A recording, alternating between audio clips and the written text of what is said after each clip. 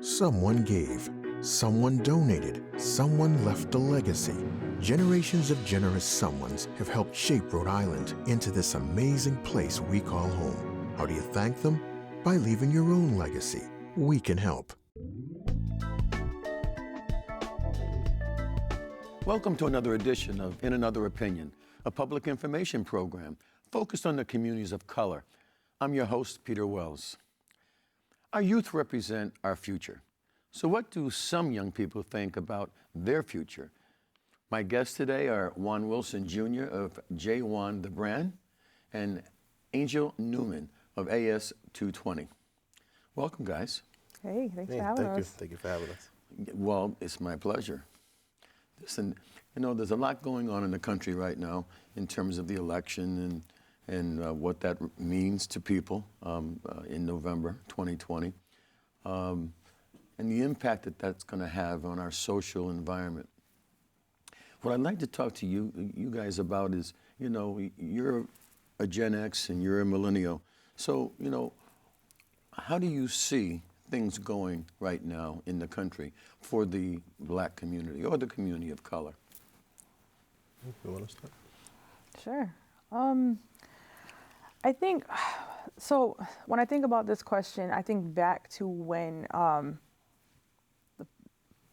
this administration first came to be, in the upheaval that there seemed to be around the country about, feeling really fatalistic and like, the apocalypse was coming. And I think just like the sheer fear that folks had to see someone in the White House who no one ever thought they would see.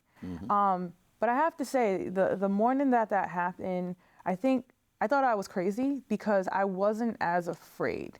And then when I started talking with other folks of color about the situation, I think like the general feeling is that it's never been great for us in this country, and we've been at the foot end of this country's history for a long time, and that this is just something else that we're going to have to rally together and figure out.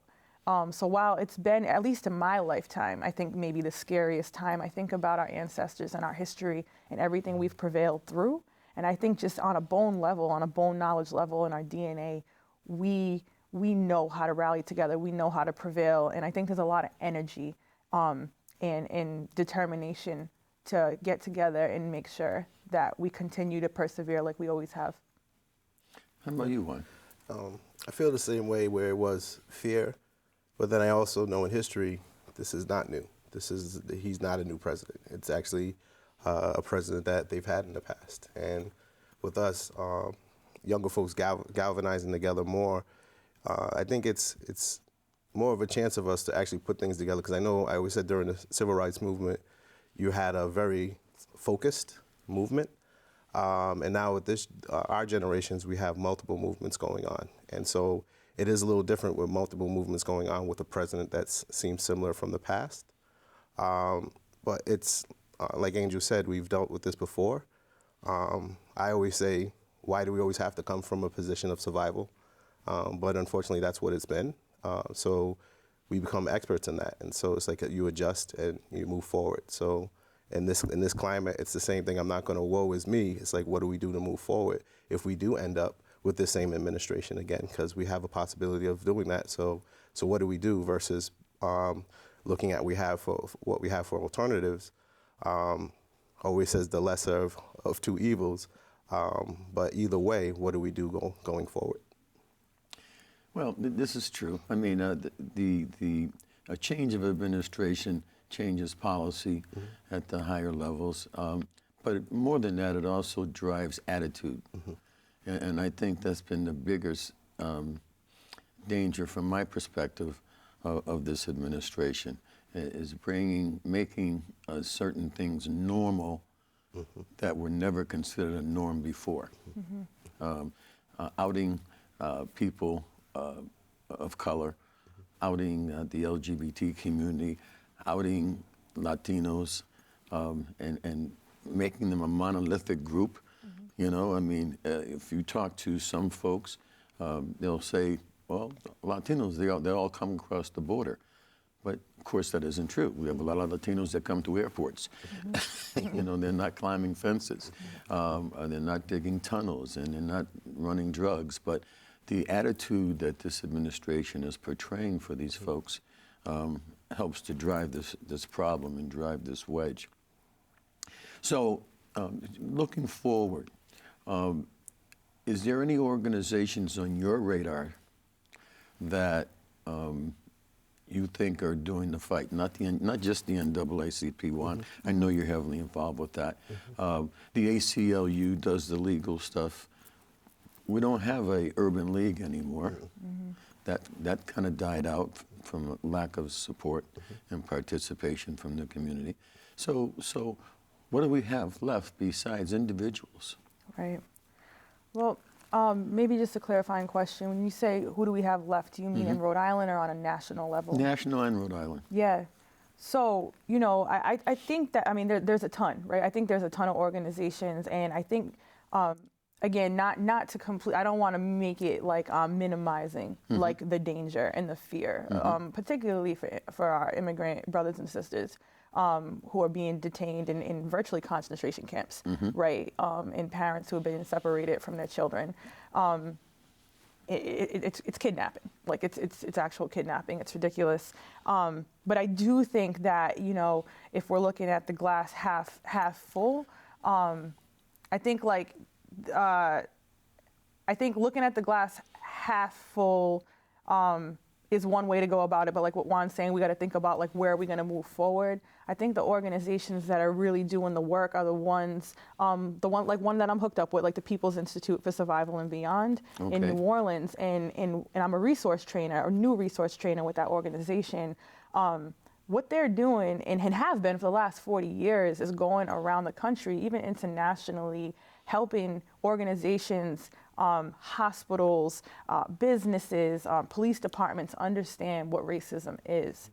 Because we are socialized to think that racism is, I don't like you because of your skin color. And really, racism is a system of power, right? A system of power that is about racial prejudice, but that is backed by systematic power. And that we can look at, you know, the administration, the current president as like the problem, or we could look at the alt-right as the problem, but we got racism right here in Rhode Island. We have it in our organizations. We have it in ourselves. It's been poured into us, right? And so the organization that I'm working with is going through the country, going through the world, and trying to help people understand, get an analysis for what is racism, how did we get here? Because if it was constructed, we can deconstruct it, but we have to know our history. We have to understand it. So I'm really proud of that work, and that's why I'm linked up with it and a part of it. And since this administration has come to being, organizations like the People's Institute and other folks who are doing racial justice work have been getting work through the roof because folks are afraid. Well, you know, one of the interesting things is that we've had organizations in the past, as I mentioned, and that some have come and some have gone. And they've all pretty much had a mission that overlapped. So, I mean, I don't know whether or not a large number of organizations who have overlapping missions is going to get the job done, because we've had that. Okay?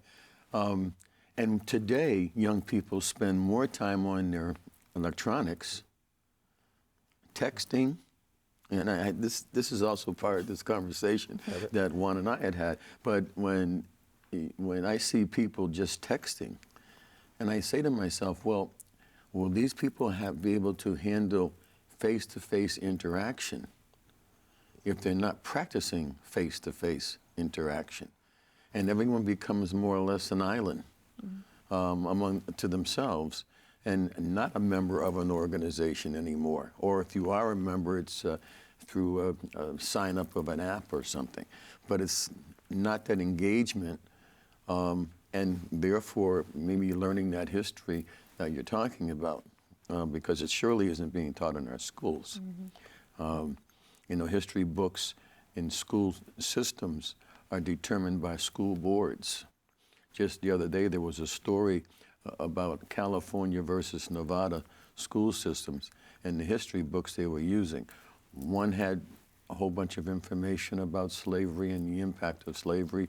The other one suggested that there really wasn't any slavery. These people came to work the fields.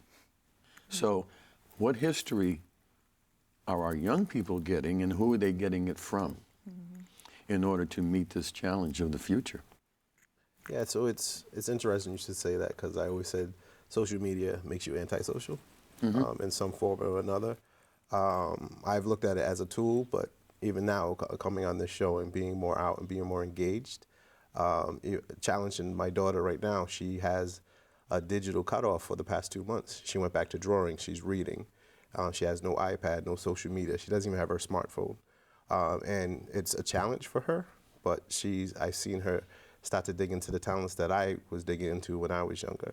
Is it self-imposed or you imposed this? Well, it was kind of both. Okay, all right. It started as reprimanding for something that happened with my daughter, but at the same time, let's going to continue this because I seen her start to engage more, even sitting down at dinner talking to us, because I'm a Gen X, and I have a millennial as a child, and then I also have, so I've been connected to both, so I understand the dynamics of technology. And when you talk about history, because there's an abundance of information, now it's about curation. It's about really digging into the facts and finding out what's true, because there's so much information, what's real and what's not. Exactly. The whole discussion about fake news. It's the same thing with a historical perspective on what you're learning. I think technology is a great way to deliver, disseminate information. But now, just like when I have to write my papers and cite them and make sure that they're fact-based, that's what needs to happen more. I think it's just more of digging into the facts of where they're learning their history. Yeah, media literacy is huge, Yes. right? And that's where like youth programs, I think, come in, and specifically here in Rhode Island, whether it's like Shonda's program Arise, whether it's an AS220 or any of the Providence Youth Arts Collaborative organizations, Youth in Action. I mean, you know, I don't want to get in trouble. Folks get mad at me if I don't name every one of them. I understand. But I mean, like, we have over 50 youth organizations here in Providence who are helping young people every day interpret media, right? And learn how to use technology responsible, or teaching about voter suppression, about racism, about the education system, Providence, you know, Student Union, PRISM. I think that we are so lucky here, specifically in Providence, that we have this mecca of youth programs, many of which have actually been recognized nationally from the White House, right? We got to go down and shake Michelle Obama's hand, right, for a Coming Up Taller award. The Obama White House. Yeah, the Obama White House, exactly, okay. exactly. Not now. But it's not just us. It's not, you know, anytime I come somewhere, it's never just about AS220, right? Because we are in the soil of a place that has helped grow us. And there's so many youth organizations that are helping young people connect and build relationships and organize. Are they being successful? The youth organizations? Yes. Oh, absolutely. I'm a product of it, right, myself. Okay. So I came up through AS220. I got there when I was 13 years old.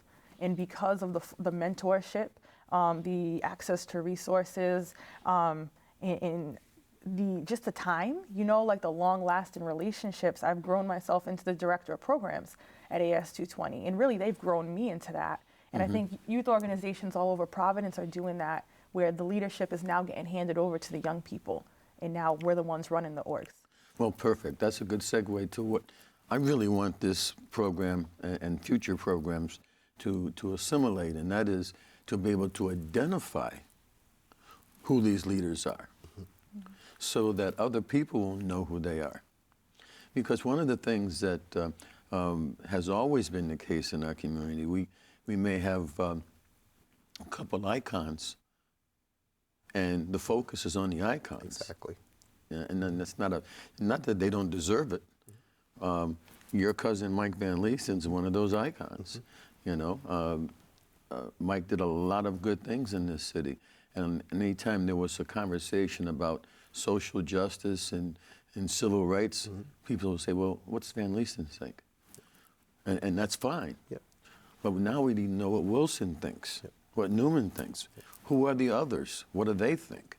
And put these, and you have to step up into the spotlight in order for people to know who you are. Now, I know that, again, because of technology, younger people today tend not to be up front. I mean, you're there, you're doing your thing and whatever kind of work you do, but how many people know that you're doing that work? Mm-hmm. Yeah. And there's a fine line between, I think, between walking the talk and being the talk. Mm-hmm. You know, the fine line, and I think that's what I hope that this show and future shows that I have with young people will generate some more interest on the part of other young people, and so people can talk about, well, I know the Angel Newman down at AS220, maybe she can help you do this, so the networking piece begins. I mean, that's how you're here, because of Juan, you know, and he sent me a list of a bunch of folks that might be considered future leaders in terms of the youth movement in Rhode Island, and we'll get to some of them. We'll get to some of them. And I really appreciate it. I appreciate the opportunity, because even this is not me. I'm not on these shows. I'm not out there. And even though my cousin Mike being the icon, but I know I'm using my voice and my face to push the initiatives I believe in and the programs I believe in. Even one of the youth programs, which is Yes PVD, is more of collaborative and trying to work with all the youth organizations and give some collaborative space and find out what they're doing in their lanes and how we can polarize that to really make movement so it's not fragmented. And I try to stay out the light, even with Shonda Womack at Arise. What I like about her, she's always putting her youth in the forefront. So it's like it's about the youth.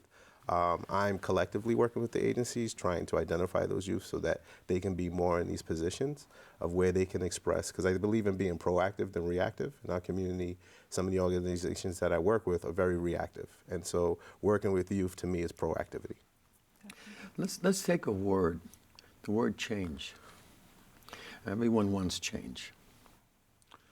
But I often ask folks, you know, what does change look like to you as an individual? So I would pose that question to the two of you this morning. What does change look like to you, Angel? If you had a magic wand and could make change, what would it look like? Yeah. Well, I think maybe to even just bridge the last question that you posed to this question, I think change is stepping back and realizing that there's no, like, we have to get more specific about when we say, like, the Black community or people of color community. There is no one monolithic community. There is communities within community. And I think also change is about moving from icons to collective leadership, specifically that is intergenerational, right? So like having folks who have, like, you know, been through civil rights and have, like, actually fought that fight back in the 60s, but then also making sure that young folks, women, queer folks, you know, like trans folks are, like, also involved in that leadership, and that we stop kind of trying to look for the next Malcolm, the next Martin, the next, like, singular, like, leadership model. I think it really needs to be change is about the collective, and it's about realizing that there is not one community, there's multiple communities. I also think it's about really trying to understand, like, these systems, and again, understand that it's going to take a long time to move it. But I think the artists and folks who are into the, you know, making things happen and being able to see what doesn't exist yet, like, those folks need to be at the forefront as well. Because, you know, I think change happens when folks can imagine what isn't possible yet.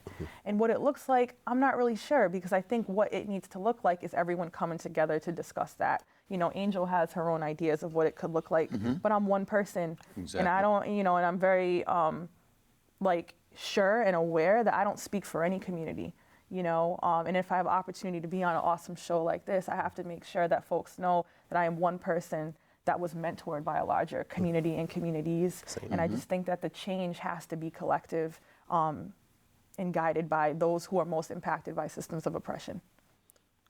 What about you, Angel? And I mean, once. Change for me, similar is bridging it. I look at humanity itself. I said we're very diverse in communities, and I learn from all cultures. And that's one thing that I've learned over the years, just to accept different cultures into my life, meaning an experience and experience my palette of cultures. But it's something that when we even talk about some of the age differences, dealing with some of our previous icons and new icons and the ones to come, there's always sometimes been a disconnect in our community, and always this talk of passing the torch. And when we talk about systems, sometimes I look at systems that were doing what they're supposed to do. They were intended to do what they're doing. So can we repair them? Can we just deconstruct them and rebuild them? Or do we build new systems? And so you have to look at that, like Angel said, from an artist's standpoint, you look at things differently. I look at systems like art. I said, it's, all right, this is a really good practice and they paved the way, but I'm gonna actually build a system alongside it, not the way they paved it, and hopefully look for some best practice to move it forward. So change is basically leaving this earth a little better than when I came into it, from my perspective, and hopefully we can do it as a collective. Well, that's the interesting piece, because we all have an opinion on what change looks like, you know, and therefore having a collective of people who are rallying around the same kind of change or the same track to get to this change has always been difficult in communities, and especially communities of color. And I say that because historically, I guess it has been institutionalized not to trust our own people. So that has always been somewhat of an issue, I think, and it will continue to be an issue. And you know, who's the concern? Is the concern about African Americans? Is the concern about new arrivals? Is the concern about Latinos? Is it the concern about whoever, Asians? You know, what is the concern? And what is the community? Well, if people were working as a collaborative, beyond skin color, beyond language, beyond culture, then you would have that collaborative you're talking about, I think. But how do we get there? You know, how do we have a common drive for all these different communities within the community to get to that collaborative? I think for me, so again, and it really speaks to the work that I do with the People's Institute, I think for me, the belly of the beast is racism. You know, and I know folks get tired of hearing that because they're like, oh, I always got to blame it on racism. But we are in a race-constructed country. Yes. You know, and if we don't deal with that, race has shaped every element, every system that we have here in America, and has shaped all of our outcomes. Like, and us. And us, absolutely. Because like what you're talking about, again, like where people of color are not abstained from having racism poured into us. Now, to be clear, people of color cannot be racist because we don't hold systematic power, but we can still act out some of the stuff, the terrible stuff that's been poured into us. We act it out on each other. But I think a lot of it, for me, is about having a clear understanding of history and definition for racism, so that we can get folks who are, you know, in the Latino community, in the Asian community, the Black community, and the multiple communities within those, the indigenous communities, together, and our poor white folks too, right? Like, we need to make this thing multiracial. It needs to be intergenerational. And I think once we realize what racism has done to all of us, not just people of color, but white folks too, because they lose something in it also that we don't have time to get into right now. But I think once we can really understand that we're all dehumanized because of these systems, that we'll realize we're more alike than we are different. I want to get back to a point you just made, but I don't know if you want to add any more to that one. Definitely. And this has been a bone of contention within the community even since I was a teenager, and that was a long time ago, to say that only white people could be racist and Black people couldn't be racist. There's obviously schools of thought that would disagree with that definition, and I guess it depends on how the person defines racism. But if in a general sense, if people are different and then they're treated differently because of that difference, then would that not be racism? The difference, so that would be racial prejudice. Okay. People wouldn't that fall into the bigger, broader category of being a racist? Not the way that we define racism. So racism is a system of power. When your racial prejudice is backed by legitimate and systematic power, that equals racism. So I could not like a white man for whatever reason, right? I don't like you. I don't like your hair. I don't like your skin color. But I have, as a Black woman, no legitimate or systematic power to oppress his people. right? I have no power to So do that. you link racism to oppression. Oppression. Yeah, yeah, Okay. definitely. So again, folks of color can be racially biased. We can be bigoted. We can be mean. But we have, as people of color, especially black folks, have no systematic power to hold down another race because we don't make the laws. We're not the ones in government largely, right? We don't run the media. We don't run healthcare. We don't run the police forces. That's not us. There may be outliers and we may be in there Sure. sprinkled in, but we don't collectively as a people have the power today in 2020 to oppress another race based on their race. Gotcha. Okay, so I understand your definition. Do you agree, Juan? I do agree. I do agree because I think we all have our prejudices, and like I said, and there is forms of bigotry in all of the different cultures and races. But I agree with Angel where it comes from a position of power, and we're not in that position of power. So even when you bringing it back to earlier when you said about how do we change and how do we move forward, how do you do that when you're not in a position of power? Yeah. How do you do that when you're in the glass bowl of the position? So it's just shifting, and I kind of look at it as an ant farm. You shake it up, they rebuild it the next day. You shake it up, they rebuild it. But the person shaking it up is the one with the power. And so it's like, how do we change? That's why I don't believe in the system, because it's not built for us, based on that comment. Well, you know, it's interesting. We're going to run out of time shortly, but it's been really interesting talking with you. But I have a concern. I really do have a concern that in 20 years from now, in 2040, or say 50, just to statistically keep it within framework, America may be a brown community. Then, what will outweigh racial prejudice? Then would we be able to say, well, we're going to do this, this, and this, and we're not going to oppress these people as we do it, but at the same time, we're going to uplift these people because they've been behind the 8 ball for so many years. So it's almost like the yin and the yang. The pendulum has to swing left or right in order for it to come back the opposite direction, and I see that we're kind of in that period now, I think. Listen, we're going to run out of time, but if you got 10 seconds, go ahead. Oh, no, it's fine. It's No, fine. you sure? Yeah, yeah. Okay. We have to be anti-racist, all of us, because when you're anti-racist, you'll understand that, again, white supremacy can run through people of color. It can run through white folks. And if it's a brown community, we'll still find a way to be anti-black. Yeah. And we have to be anti-racist to stop that. We have run out of time, but I want to thank today's guests, Juan Wilson and Angel Newman, and you, the viewers, for tuning in to another edition of In Another Opinion. A special thanks to PBS for making this program possible. Give us your opinion on Facebook or Twitter at In Another Opinion. I'm your host, Peter Wells. What's your opinion?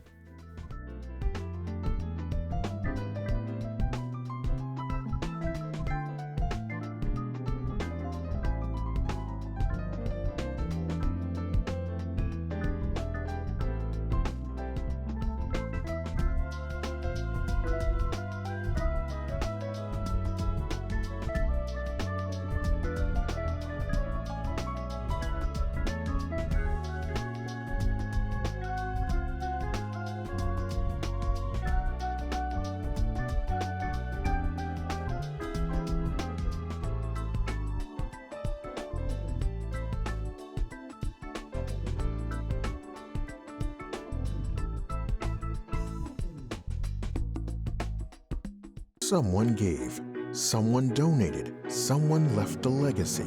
Generations of generous someones have helped shape Rhode Island into this amazing place we call home. How do you thank them?